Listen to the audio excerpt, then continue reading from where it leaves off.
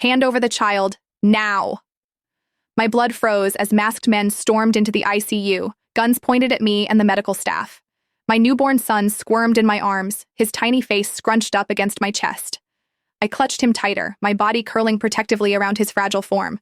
I said, hand him over. One of the men stepped forward, his voice muffled behind a black balaclava. Please, I begged, tears streaming down my face. He's just a baby. The sharp sting of a slap cut my words short. My head snapped sideways, vision blurring as rough hands tore my son from my grasp. I lunged forward desperately, my hospital gown tangling around my legs. No, please, give him back to me. The nurses cowered against the wall. Where was security? Where was Callus? My husband should have been here hours ago when my water broke, but the CEO of Lumicore was unavailable. Now, after hours of labor, after finally holding my beautiful boy in my arms, these monsters had appeared from nowhere. What happened next will haunt me until my dying breath. One of the men laid my son on the bed and grabbed a pillow. My scream tore through the room as he pressed it over my baby's face. My baby's tiny limbs flailed against the white cotton, his movements growing weaker until they stopped. No! God, no!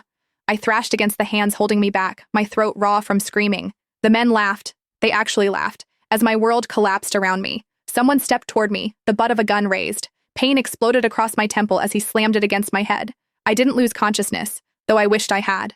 Instead, I lay still, eyes closed, as tears leaked from my eyes. Suddenly, a phone chimed. A video call. Greetings, boss. I've done as you ordered.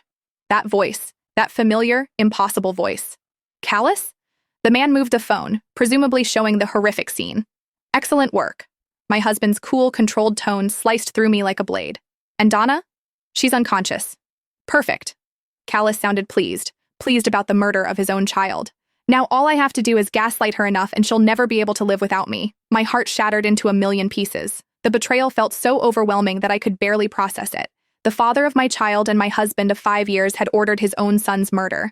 Then another voice came through the phone. It was feminine, but very familiar. What are you doing, darling? I instantly realized the voice. It was Hannah Jacobs, his secretary. Why is she calling my husband darling? Just tying up loose ends, honey. Callus's voice softened in a way I'd rarely heard. I've kept my promise. I told you that our son will be the only heir to Lumicore. I've killed that wretched bitch's child. For you. Our son? They had a child together? The room spun around me as I fought to remain still and to keep my breathing shallow with my eyes closed. 5 years of marriage, and my husband was not only cheating, but had started another family with his secretary.